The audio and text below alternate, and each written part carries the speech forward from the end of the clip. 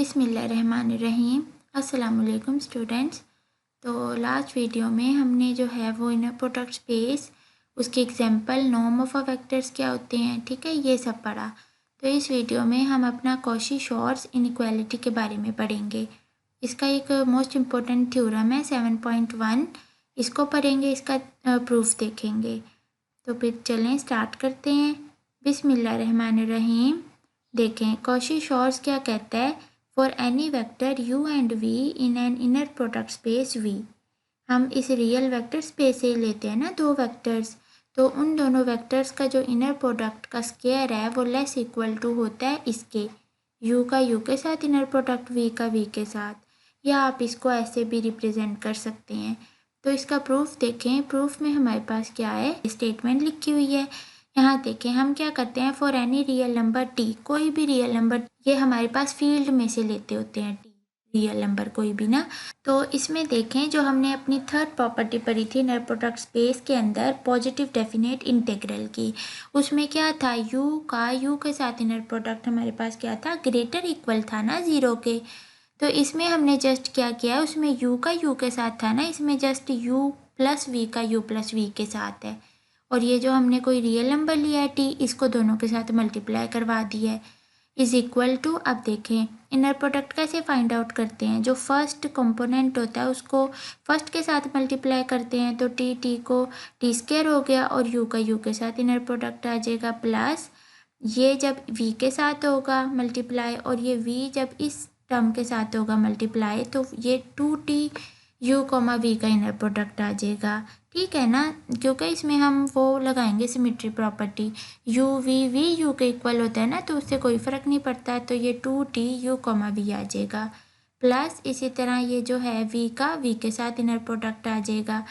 तो उसके बाद देखें नेक्स्ट हमने क्या किया, t स्क्वायर ऐसे ही, इसको हम ऐसे लिख सकते हैं u नॉर्म का स्क्वायर, हमने पढ़ा हुआ है norm of a vector, plus 2t और ये ऐसे ही रहने दिया, और इसको भी हम v नॉर्म का स्क्वायर लिख सकते हैं, तो वही काम किया। अब आप देखें इस t को छोड़ के ना बाकी चीज़ को लेट कर लें, इसको a के इक्वल लेट कर लें, इसको b के, इसको c के, तो वही काम किया। सिंस अब हमें पता है कि जो मैं थर्ड प्रॉपर्टी आपको बताई लीनियर डेफिनेट इंटीग्रल की, उसमें u का u के साथ जो इनर प्रोडक्ट था वो ग्रेटर इक्वल होता है ना 0 के, तो यहाँ चूँकि हम ये ले रहे हैं तो ये हमारे पास जो है ना ग्रेटर इक्वल टू हो जाएगा 0 के। अब हमारे पास ये जो चीज़ है वो किसके इक्वल निकली है, इसके इक्वल निकली है, इस सारी चीज़ के इक्वल निकली है, तो हम इसकी जगह पे ये पुट कर देंगे, ठीक है, और ग्रेटर इक्वल 0 आ जाएगा। अब देखें for any value of t, ये t कोई भी रियल वैल्यू है यहाँ, this means that the quadratic polynomial can not have 2 real roots. इसका क्या मतलब है, देखें अब आपने क्वाड्रेटिक फॉर्मूला पढ़ा हुआ है, उसमें क्या है कि प्लस माइनस के बाद जो square root b square minus 4ac वाली चीज़ है ना, उसको देखें। अगर तो B square minus 4ac greater होता है ना 0 से, तो उसके 2 रियल रूट्स आते हैं, ठीक है, 2 रियल रूट्स आते हैं, और अगर इक्वल टू 0 हो तो उसके पास एक रियल रूट आता है, कौन सा भला, -b/2a जस्ट, वो तो स्क्वायर रूट के अंदर तो 0 हो जाता है ना, तो -b/2a एक रूट आता है, और अगर B square minus 4ac less हो जाए 0 से, तो फिर आपके पास एक भी रूट नहीं आता, लेस हो जाएगा तो वो नेगेटिव चला जाएगा, नेगेटिव नंबर आएगा, और अगर नेगेटिव को आप स्क्वायर रूट में पुट करेंगे तो वो आपके पास क्या आएगा, एक नेगेटिव का स्क्वायर रूट तो एग्जिस्ट नहीं ना करता, तो वो एक इमेजिनरी रूट आपको देगा। तो इस तरह से अब यहाँ ग्रेटर भी है इक्वल भी है, तो इसलिए कह रहे हैं कि इसके पास 2 रियल रूट्स कभी भी नहीं होंगे, विच इम्प्लाइज डैट, तो फिर क्या होगा, फिर हमारे पास बी स्क्वायर माइनस 4ac क्या होगा, लेस होगा, लेस इक्वल टू 0 होगा, या b square less equal to ये 4ac इधर गया तो ये हो गया 10। अब यहाँ देखें b आपके पास किसके इक्वल हमने लेट किया है, 2u कोमा v के, तो यहाँ वो पुट कर दें, 2 का स्क्वायर, ये b का स्क्वायर है ना, तो इस सारी टर्म का स्क्वायर हो जाएगा, लेस इक्वल टू 4a हमारे पास u नॉर्म का स्क्वायर है, और जो c है वो v नॉर्म का स्क्वायर, तो वो पुट कर दें, 4 ऐसे ही रहा। अब आप इसको डिवाइड कर दें दोनों साइड से, 4 से डिवाइड कर दें, तो आपके पास क्या प्रूफ हो जाएगा कि u का जो इनर प्रोडक्ट है उसका स्क्वायर जो है वो लेस इक्वल है इसके। नेक्स्ट आपके पास एग्जाम्पल है एग्जाम्पल क्या कहती है, अगर आप दो रियल नंबर्स ले लेते हैं इस तरह से, देन बाय कॉची-श्वार्ट्ज इनइक्वालिटी हमारे पास ये चीज़ होगा, इसके अकॉर्डिंग इसको जस्ट किया है तो वो कंपोनेंट्स का मल्टीप्लाई हो जाता है और लेस इक्वल टू आता है इंडिविजुअली कंपोनेंट्स के स्क्वायर के। और इसको हम ऐसे भी लिख सकते हैं, ठीक है। ए आई हमारे यू हमारे पास ए आई है, वी बी आई है। इसके अलावा अब आपने इनर प्रोडक्ट स्पेस के एग्जांपल्स में फंक्शन स्पेस भी पढ़ा हुआ है, जिसमें हम फंक्शंस को कैसे वेक्टर स्पेस पे डिफाइन करते हैं। देखें, लेट एफ और जी कॉन्टिन्यूस फंक्शन है इस यूनिट इंटरवल पे, then according to this inequality हमारे पास क्या आता है, वही सारा फंक्शन स्पेस वाला काम है सारा, बस क्या है, होल का स्क्वायर लेस इक्वल टू आ जाता है इंडिविजुअली फंक्शंस के स्क्वायर के और उनकी इंटीग्रेशन। और इसको हम ऐसे भी लिख सकते हैं। इसके अलावा एक और थ्योरम है 7.2। इस थ्योरम में देखें, अगर वी हमारे पास कोई इनर प्रोडक्ट स्पेस है, then the norm in V satisfy the following property. ठीक है, ये जो नॉर्म है ना वी, ये इन प्रॉपर्टीज़ को सेटिस्फाई करे। तो फर्स्ट प्रॉपर्टी क्या है कि वी का जो नॉर्म है वो ग्रेटर इक्वल टू होगा ज़ीरो के। अब ग्रेटर इक्वल टू तो होगा ज़ीरो के, इसी के साथ इक्वल टू भी होगा ज़ीरो के। और इक्वल टू ज़ीरो कब होता है, अगर ये वेक्टर जो है खुद इटसेल्फ ज़ीरो के इक्वल हो। ठीक है ना, ये हमने उधर भी पढ़ी थी, वेक्टर स्पेस की प्रॉपर्टीज़ में से भी पढ़ी थी एक थर्ड वाली, उसमें यू के साथ था इनर प्रोडक्ट, उस केस में पढ़ी थी। और इसकी सेकंड क्या है कि अगर हम कोई स्केलर मल्टीप्लाई करवा दें वेक्टर के साथ, उसकी जो नॉर्म है वो लेस इक्वल टू होता है के का मैग्नीट्यूड, मतलब उस स्केलर का मैग्नीट्यूड इनटू वी की नॉर्म। ठीक है, ये सेकंड प्रॉपर्टी है। और थर्ड क्या है कि यू प्लस वी का जो नॉर्म है वो लेस इक्वल टू होता है u norm plus v norm. इस प्रॉपर्टी को, थर्ड वाली को, ट्राइंगुलर इनइक्वालिटी भी बोलते हैं।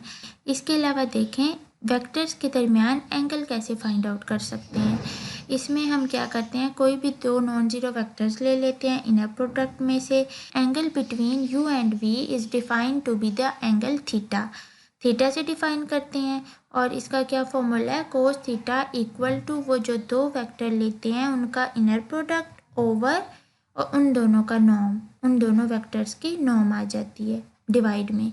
तो आपके पास ये फॉर्मूला है angle between vectors find out करने के लिए। और ये जो कोस थीटा है हमें पता है -1 से 1 के दरमियान होता है, इंक्लूड होते हैं। सो दी एंगल एग्जिस्ट करता है और ये यूनिक होता है। अब देखें, हम एंगल बिटवीन वेक्टर्स की एक एग्जांपल कर लेते हैं। तो एग्जांपल में आपके पास देखें, ये हमने वेक्टर्स कंसीडर कर लिए यू और वी इन R3 में से। ठीक है, 3 कंपोनेंट्स हैं ना, तो ये R3 में से। देन हमारे पास क्या है कि सबसे पहले हमने अकॉर्डिंग टू हमारे फॉर्मूला ये इनर प्रोडक्ट फाइंड आउट करना है ना, जो कैसे फाइंड आउट करते हैं, इनके कंपोनेंट्स को मल्टीप्लाई करते हैं। 2 को 1 से किया तो 2 आया, प्लस कंपोनेंट्स को मल्टीप्लाई करके प्लस कर देते हैं आपस में, तो हमारे पास ये 5 आ गया। उसके बाद यू की नॉर्म फाइंड आउट करेंगे, वी की नॉर्म, वो कैसे करते हैं, स्क्वायर रूट और कंपोनेंट्स का स्क्वायर कर देते हैं कंपोनेंट्स का ना, तो वो आपके पास नॉर्म आ गई। उसके बाद एंगल थीटा, वो फॉर्मूला लगाया, cos theta is equal to, ये इनर प्रोडक्ट क्या आया है, 5 आया है, तो 5 ओवर और इनकी नॉर्म। तो ये हमारे पास एग्जांपल है। तो यहाँ पे बता रहे हैं जो थीटा है ना, ये एक्यूट एंगल है। एक्यूट मतलब लेस देन 90 है। सिंस कोस थीटा क्या होगा, फिर पॉजिटिव होगा। फर्स्ट जो है लेस देन 90, फर्स्ट क्वाड्रेंट में कोस पॉजिटिव ही होता है ना, तो वो बताया हुआ है। नेक्स्ट एक और एग्जांपल ले लें, इसमें हमारे पास फंक्शंस क्या दिए हुए हैं, 3t-5 और g ऑफ t है t स्क्वायर। ये हमने लिया है polynomial space p of t में से, और इन पे इनर प्रोडक्ट कैसे क्या डिफाइन है, ये है आपके पास। तो बाय एग्जांपल 7.3 देखें, जो एग्जांपल 7.3 की थी ना, उसमें इन दोनों फंक्शंस का इनर प्रोडक्ट फाइंड आउट करके दिखाया हुआ है, -11/12 आता है। ठीक है, कैसे फाइंड आउट करते हैं, इसको और इसको मल्टीप्लाई कर देंगे, जो मल्टीप्लाई करके आएगा ना उसको आपने यहाँ रखना है इन दोनों की जगह पे और इंटीग्रेशन कर देनी है, तो आपके पास आंसर -11/12 आएगा। उसके बाद इनकी दोनों की नॉर्म फाइंड आउट कर लो, जो कि ये आ गई। तो angle between f and g is given by, वो पुटिंग्स कर दो तो आंसर आ गया। यहाँ पे बता रहे हैं थीटा क्या है, ऑब्ट्यूज एंगल है, 90 से ग्रेटर है। तो अब और उसमें कोस थीटा में पता है नेगेटिव होता है, तो ये इन्फो है। नेक्स्ट हमारे पास है ऑर्थोगोनैलिटी। ऑर्थोगोनैलिटी की डेफिनेशन देखें, let V be an inner product space, then vectors u और वी हम लेते हैं इस रियल वेक्टर स्पेस से, are set to be orthogonal and u is set to be orthogonal to v if अगर ये देखें u और v का जो इनर प्रोडक्ट है ना वो 0 के इक्वल आ जाए, देन हम कहेंगे कि ये जो u है वो ऑर्थोगोनल है इस v के। तो ये बात समझ आ रही है ना। उसके बाद देखें ये रिलेशन जो है वो सिमेट्रिक भी होता है। u कॉमा वी लिखा है ना, अगर v कॉमा u का इनर प्रोडक्ट 0 के इक्वल आए देन हम कहेंगे कि v ऑर्थोगोनल है u के। अगर u ऑर्थोगोनल है हर v के वेक्टर्स के साथ देन हमारे पास u का u के साथ इनर प्रोडक्ट 0 के इक्वल है एंड हैंस, और ये कब पॉसिबल है, अगर u वेक्टर 0 है by I3 third property axiom के according. Observe that u and v are orthogonal if and only if. u और v कब ऑर्थोगोनल होंगे, अगर cos थीटा 0 होगा, और थीटा हमारे पास एंगल होता है बिटवीन u एंड v। अब इस ऑर्थोगोनैलिटी की एग्जांपल देखें। अगर कोई आपसे पूछे, आपके पास वेक्टर्स गिवन है और आपको कहा जाए कि बताइए ऑर्थोगोनल हैं कि नहीं, तो देखें इसमें हमारे पास 2 वेक्टर्स की ज़रूरत होती है ना। यहाँ हमारे पास 3 वेक्टर्स गिवन है इन R3 में से। देन हमने इनकी चेक कर लेनी है, u और v का इनर प्रोडक्ट फाइंड आउट करेंगे, वो 0 आया। u और w का करेंगे, वो भी 0 आया। और v और w का कर लेंगे आपस में, तो वो -16 आया।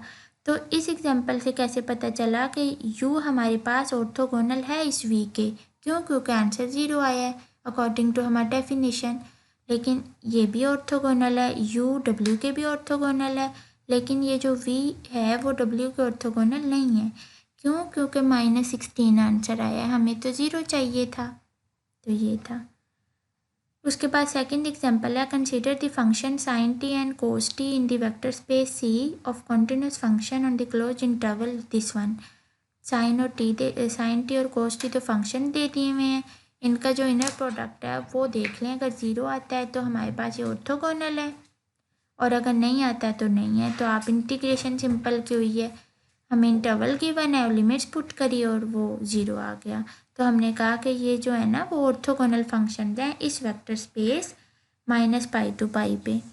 इसके अलावा एक रिमार्क देख लें, a vector w is equal to is orthogonal to, अगर ये वेक्टर इस वेक्टर के ऑर्थोगोनल कब होगा, ये इन R n स्पेस से हमने वेक्टर्स लिए हैं, इफ़ अगर इन दोनों का 0 इक्वल होगा। वही कॉन्सेप्ट है सारा, कुछ भी नहीं है मल्टीप्लाई करके। तो नेक्स्ट देखें एग्जांपल है 7.7। इसमें हमारे पास वो कह रहे हैं कि नॉन जीरो वेक्टर w को फाइंड आउट करें जो कि ऑर्थोगोनल है u1 के और u2 के, ठीक है, उनके वो दिए हुए हैं, इन R3 में से हमने लिए हैं।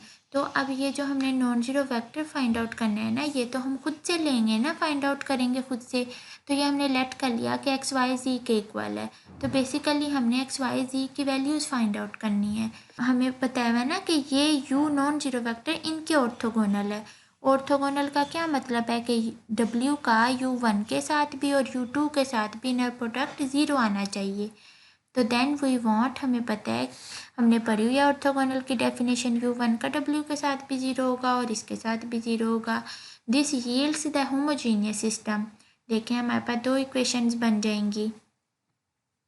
देखें जब आप u1 का w के साथ इनर प्रोडक्ट फाइंड आउट करोगे तो 1 है ना, 1x + 2y + z, ये और ये आपस में मल्टीप्लाई हो जाएंगे। इसी तरह ये और ये मल्टीप्लाई होगा तो सेकंड इक्वेशन आ जाएगी। और ये क्या काम किया हुआ है, इस पे ना एचिलॉन फॉर्म बनाई है इसकी, जस्ट इसके नीचे 0 कर दिया है।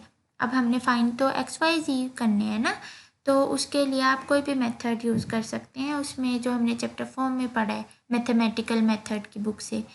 तो यहाँ पे ये बन गई फॉर्म। इसमें देखें z जो है ना, z, ये आपके पास फ्री वेरिएबल होता है इन दी एचिलॉन सिस्टम में, तो इसलिए इसको सेट कर देंगे हम z को 1 के इक्वल। क्यों, ताकि हम अपने x और y की वैल्यूज़ को फाइंड आउट कर सकें। तो यहाँ 1 रखेंगे तो y क्या आ जाएगा -2, और दोनों को इस इक्वेशन में रखेंगे तो x आ जाएगा 3। तो 10 हमारे पास w जो है वो जो नॉन हमने ज़ीरो वेक्टर लिया था वो फाइंड आउट हो गया।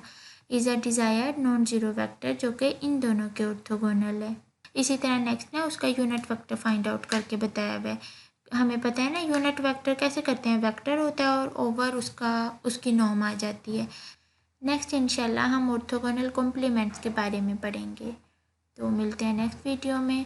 अल्लाह हाफिज़।